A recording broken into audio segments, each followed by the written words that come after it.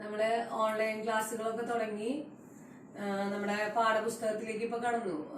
EVS, Malayalam, ഗണിതം ഇതെല്ലാം നമ്മുടെ ടെക്സ്റ്റിൽ നിന്നുള്ള പാഠങ്ങളാണ് ഇപ്പൊ എടുത്തു തുടങ്ങുന്നത്.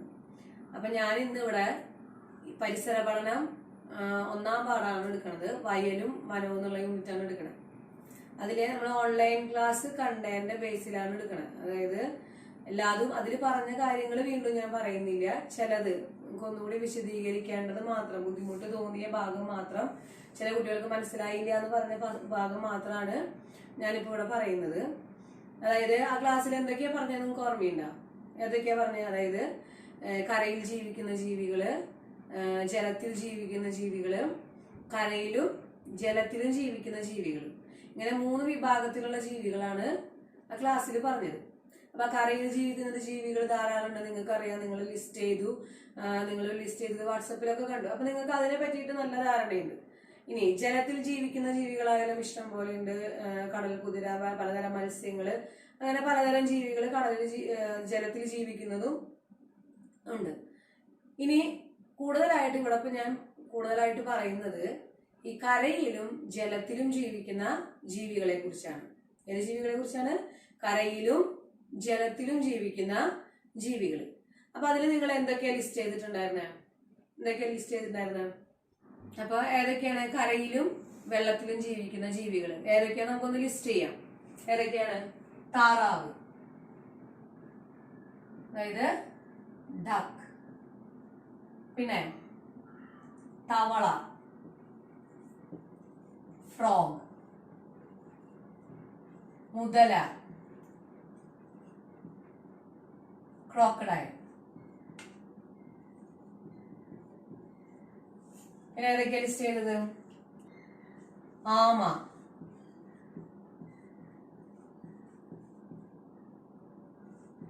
ടോർട്ടസ്,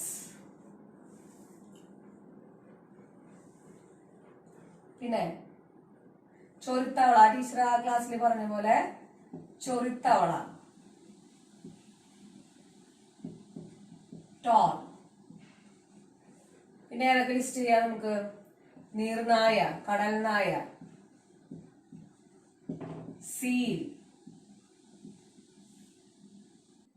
സാലമാൻഡർ,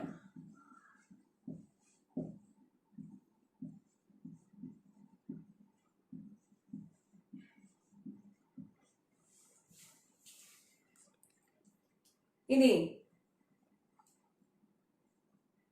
നമുക്ക് ഇപ്പൊ നമ്മൾ കുറെ ഇനിയുണ്ട് ജീവികള്. ഇത് മാത്രല്ല, ഇപ്പൊ ഞാൻ കുറച്ചെണ്ണം ലിസ്റ്റ് ചെയ്തിരിക്കുന്നു. ഇന്നലെ ഈ ഓൺലൈൻ ക്ലാസ്സിൽ കഴിഞ്ഞ ദിവസം ആ ടീച്ചറെ കാണിച്ചപ്പോ ഈ കരയിലും ജലത്തിലും ജീവിക്കുന്ന ജീവികളെ വീണ്ടും ആ ടീച്ചർ 2 കാറ്റഗറി ആക്കി ഒരു പാവനാടകം പോലെ കളിച്ചിട്ടുണ്ടായിരുന്നു. അതായത് മുതല, താറാവ്, പിന്നെ ഈ ആമ, ഇവരൊക്കെ ഒരു സെക്ഷൻ ആക്കി വെച്ചു.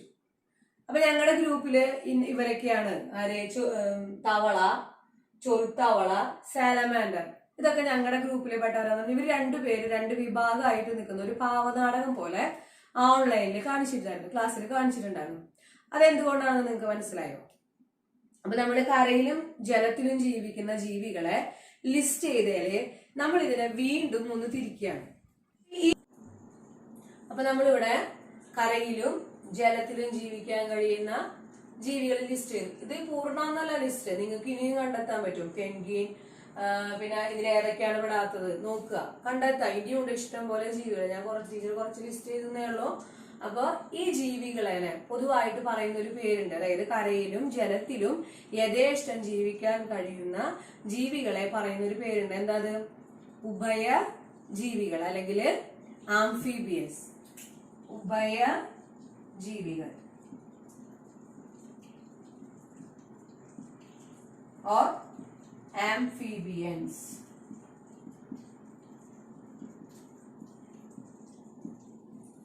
അപ്പൊ നമ്മൾ ഈ കണ്ടെത്തിയ ഈ ലിസ്റ്റിൽ നിന്ന് ടീച്ചർ നേരത്തെ പറഞ്ഞ പോലെ ആ ക്ലാസ്സിലെ 2 തരംതിരിച്ചു. പാവകളെ 2 ഗ്രൂപ്പാക്കി തരംതിരിച്ചു. ഈ ലിസ്റ്റിലുള്ള ജീവികളെ തന്നെ വീണ്ടും തരംതിരിച്ചിരിക്കുകയാണ്.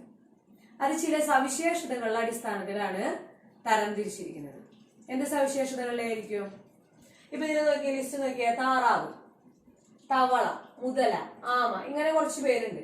ഇതില് താറാവ് നിങ്ങൾ കണ്ടിട്ടുണ്ടായിരിക്കും. താറാവ് എങ്ങനെയാണ് അതിന്റെ ജലത്തിലുള്ള സഞ്ചാരം? നീന്താൻ അല്ലെങ്കിൽ മീൻ പിടിക്കാനൊക്കെ ആയിട്ട് നമ്മൾ താറാവ് ജലത്തിനെ ആശ്രയിക്കുന്നു.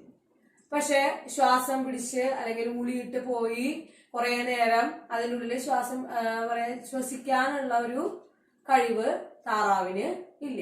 കാര്യം അതിന്റെ പാദങ്ങളൊക്കെ ജലത്തിലൂടെ സഞ്ചരിക്കാൻ അനുയോജ്യമായിട്ടുള്ള പാദങ്ങളാണ് താറാവിനുള്ളത്. അതേപോലെ മുതലേനെ നോക്കുകയാണെച്ചാലും അതിന്റെ വാല്, അതിന്റെ കാലുകള് ജലത്തിലൂടെ സഞ്ചരിക്കാൻ അനുയോജ്യമായിട്ടുള്ള ഘടനയാണ് ആ ജീവികൾക്ക് കൊടുത്തിരിക്കുന്നത്. അതിന്റെ ശരീരാകൃതി, ബോട്ടിന്റെ പോലെയുള്ള ശരീരാകൃതി, ഇതൊക്കെ ജലത്തിൽ സഞ്ചരിക്കാൻ ആവശ്യമായിട്ടുള്ള രീതിയിലാണ് ഉള്ളത്. ഇനി ഇതിൽ നോക്കുകയാണെച്ചാ പക്ഷെ ഇതിലത്തെ തവളേനെ നമ്മൾ എടുത്ത് നോക്കുകയാണെച്ചാ തവളയ്ക്ക് ഒരു പ്രത്യേകതയുണ്ട്. തവളയ്ക്ക് ജീവിതചക്രം, പല ജീവിതചക്രം ഉണ്ട്. അതായത് ആദ്യം മുട്ടയുണ്ടായി, നമുക്കത് കണ്ടു നോക്കാം, വീഡിയോയില് കണ്ടു നോക്കാം.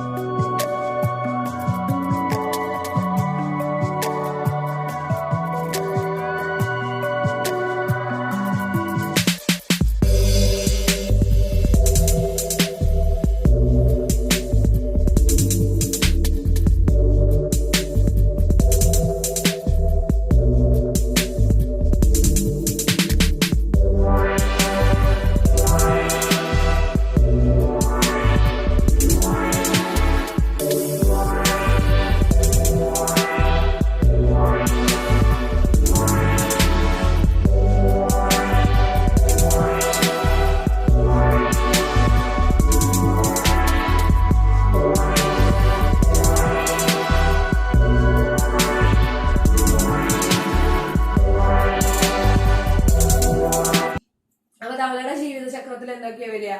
ആദ്യം അത് മുട്ട, അത് പിന്നീട് നമ്മൾ തവളപ്പൊട്ടൻ എന്നൊക്കെ കേട്ടിട്ടുണ്ട് ഇല്ലേ, അങ്ങനെയായിട്ട് വിരിയും.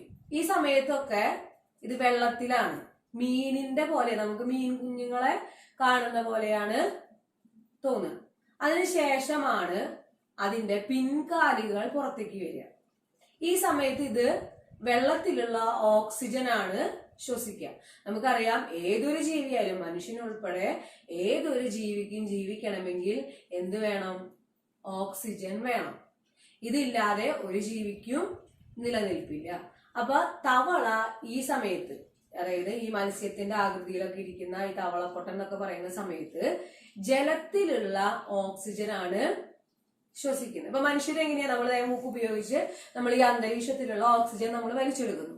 തവള ഈ സമയത്ത് ഈ ജലത്തിലുള്ള ഓക്സിജൻ അതിന് ആ സമയത്ത് ഗിൽസ് അല്ലെങ്കിൽ ചെകിള എന്ന് പറയുന്ന ഒരു അവയവം അതിനുണ്ട്. അതിലൂടെ ഈ വെള്ളം കടന്നുപോയി ആ വെള്ളം പുറത്തേക്ക് വിടുമ്പോൾ അതിലുള്ള ഓക്സിജൻ അത് ശ്വസിക്കുകയാണ് വലിച്ചെടുക്കുകയാണ് ചെയ്യണേ.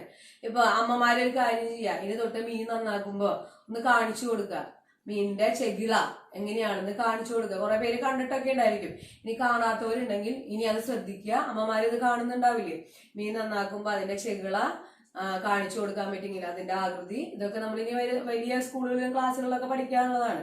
അപ്പൊ അതൊന്ന് കാണിച്ചു കൊടുക്കുക. അപ്പൊ ഇതില് ഈ ചെകിള മീൻ ശ്വസിക്കുമ്പോൾ ഈ ചെകിള തുറന്ന് അതിലൂടെ വെള്ളം കയറുന്നു ഇറങ്ങുന്നു. ആ സമയത്താണ് ഇത് ഓക്സിജൻ സ്വീകരിക്കുന്നത്.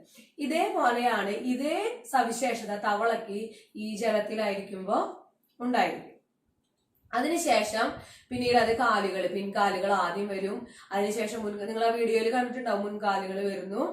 അതിനുശേഷം അത് പൂർണ്ണ വളർച്ചയെത്തിയ ഒരു തവളയായിട്ട് മാറുമ്പോ അതിന് പിന്നീട് പുറത്തുള്ള ഓക്സിജൻ ശ്വസിക്കാനുള്ള ശരീരഘടനയായിട്ട് അതിന് മാറുകയാണ്. അതോടൊപ്പം തന്നെ വേറൊരു കാര്യമുണ്ട്, അതിന് വെള്ളത്തിൽ ഇറങ്ങിക്കഴിഞ്ഞാൽ വെള്ളത്തിൽ ഓക്സിജൻ സ്വീകരിക്കാം. ഇപ്പൊ പൂർണ്ണ വളർച്ചയെത്തിയ ഒരു തവള വെള്ളത്തിലുള്ള ഓക്സിജൻ സ്വീകരിക്കുന്നത് അതിന്റെ ത്വക്കിൽ കൂടെയാണ്. നനഞ്ഞിരിക്കുന്ന ഒരു ത്വക്കിൽ കൂടെ അന്തരീക്ഷത്തിലുള്ള ഓക്സിജൻ ജലത്തിലുള്ള ഓക്സിജൻ ത്വക്കിൽ കൂടെ വലിച്ചെടുക്കുകയാണ്, സ്വീകരിക്കുകയാണ് ചെയ്യുന്നത്. അപ്പൊ എന്താ പ്രത്യേകത? താറാവിന് ഈ ഒരു കഴിവുണ്ടോ? ഇല്ല. മുതലയ്ക്കോ? ഇല്ല. അതിൽ നിന്നും ഈ തവളേനെ അല്ലെങ്കിൽ സാലമാൻഡർ അങ്ങനെയുള്ള ഒരു ജീവിയാണ്. അതായത് ഈ തവളയുടെ പോലെ രണ്ട് ത്വക്കിൽ കൂടെ ജലത്തിൽ നിന്ന് ശ്വസിക്കാൻ കഴിവുള്ള ഒരു ജീവിയാണ്. ആമ നമ്മൾ വെള്ളത്തിലൊക്കെ കണ്ടിട്ടുണ്ട്, കടലിന്റെ ചിത്രങ്ങളും ഇതൊക്കെ വീഡിയോസ് ഒക്കെ കാണുമ്പോൾ ആമകളെ നമുക്ക് അതിൽ കാണാൻ പറ്റും. ആമയ്ക്ക് എങ്ങനെയാണ്? ആമ ശ്വസിക്കുന്നില്ല അവിടെ. ആമ എന്താ ചെയ്യണത്? ആമയുടെ കഴിവ് എന്ന് പറയുന്നത് കുറെ നേരം ശ്വാസം പിടിച്ചു നിർത്താനുള്ള കഴിവുണ്ട്. പിന്നീട് അത് പുറത്തു വന്നാണ് ശ്വസിക്കുന്നത്. അതാണ് വ്യത്യാസം. ഈ പറയുന്ന തവള, സാലമാൻഡർ, ഇനിയുണ്ട് ഇത്തരം ജീവികള്, സിസിലിയൻ, ന്യൂട്ട് എന്ന് പറയുന്ന ജീവികളുണ്ട്. ഇവർക്കൊക്കെ എന്ത് പ്രത്യേകതയുള്ളത്? ഇവർക്ക് ജലത്തിലും ശ്വസിക്കാൻ കഴിയും, പുറത്തുള്ള അന്തരീക്ഷത്തിൽ നിന്നും ശ്വസിക്കാൻ കഴിയും.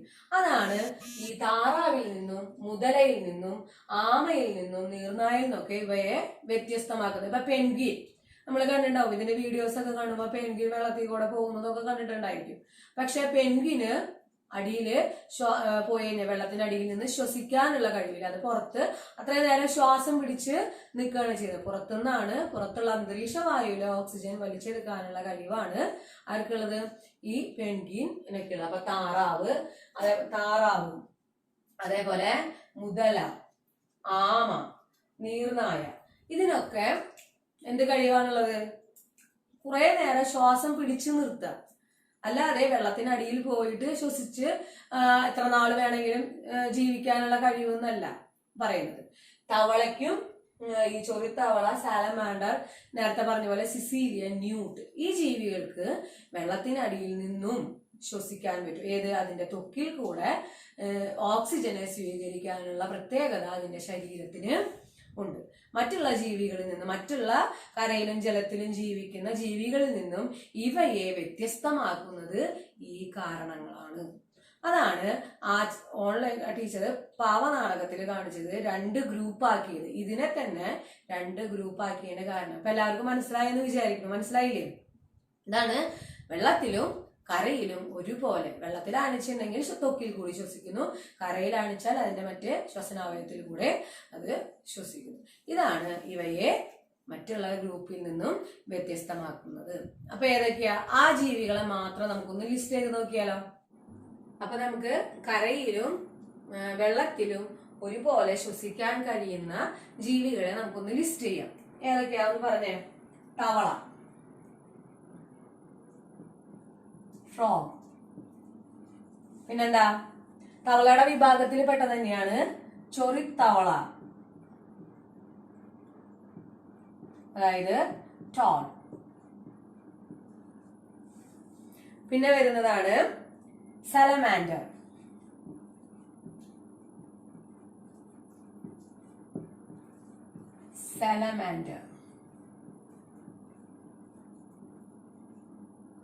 അടുത്തത് ന്യൂട്ട്.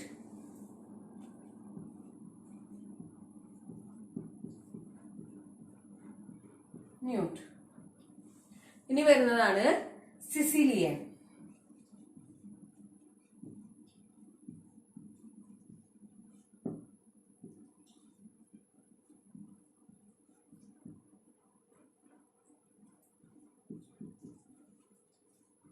സിസിലിയൻ.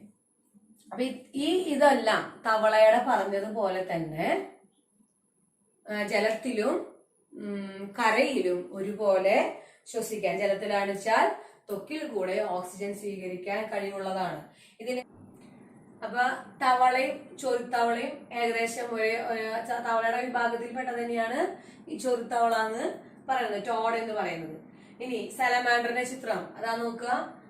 സലമാൻഡർ, അതേപോലെ ന്യൂട്ട്, ഇത് രണ്ടും ഏകദേശം ഒരു പല്ലി വർഗത്തില്, പല്ലിയെ കാണുന്ന പോലെയാണ് നമുക്ക് കാണുമ്പോ തോന്നുന്നത്. ഇനി സിസീലിയൻ നോക്കിയ, സിസീലിയൻ എങ്ങനെയാണ്? ഒരു മണ്ണിരയുടെ ഒരു ആകൃതിയാണ്. മണ്ണിര എങ്ങനെയാണ് കാണുന്നത്? ഏകദേശം അതുപോലെ തന്നെയാണ്. കാലുകൾ അല്ലെങ്കിൽ അങ്ങനെയൊന്നും ഇല്ല. മണ്ണിര കാണുന്നത് പോലെയാണ് ഈ സിസീലിയനും ഇരിക്കുക. അപ്പൊ ഇതെല്ലാം ഈ നേരത്തെ പറഞ്ഞതുപോലെ ജലത്തിനടിയിൽ ത്വക്കിൽ കൂടെയാണ് ശ്വസിക്കുന്നത്. അപ്പൊ ഇതാണ് ഈ താറാവ്, മുതല, ആമ ഇത്തരം ജീവികളിൽ നിന്നും ഈ പറഞ്ഞ ജീവികളെ വ്യത്യസ്തമാക്കുന്നത് അവയുടെ ഈ കഴിവാണ്. അപ്പൊ നമ്മള് ഉഭയജീവികൾ അല്ലെങ്കിൽ ഈ തവള, ചൊറുത്തവള, സലമാൻഡർ, ന്യൂട്ട്, സിസീലിയൻ ഇതിനൊക്കെ പരിചയപ്പെട്ടു. അപ്പൊ ഇതില് ഒരു ചോദ്യം GK എപ്പോഴും വരുന്ന ചോദ്യമാണ്. കഴിഞ്ഞ പ്രാവശ്യം LSSന്റെ മോഡൽ പരീക്ഷയ്ക്ക് വന്നൊരു ചോദ്യമാണ്, ഏറ്റവും വലിയ ഉഭയജീവി ഏതെന്ന്. എന്താ ചോദ്യം? ഏറ്റവും വലിയ ഉഭയജീവി ഏതാണ്, അതായത് ഏറ്റവും വലിയ ആംഫീബിയൻ ഏതാണെന്നാണ്. അതാണ് ചൈനീസ് സലമാൻഡർ. Chinese salamander. അപ്പൊ പ്രത്യേകം എഴുതി വെക്കുക. ഇത് ഉത്തരം ചോദ്യമായിട്ട് എഴുതി വെക്കുക. ഏറ്റവും വലിയ, ഇത് ലിസ്റ്റ് ചെയ്യണം, ഇത് ലിസ്റ്റ് ചെയ്യുക.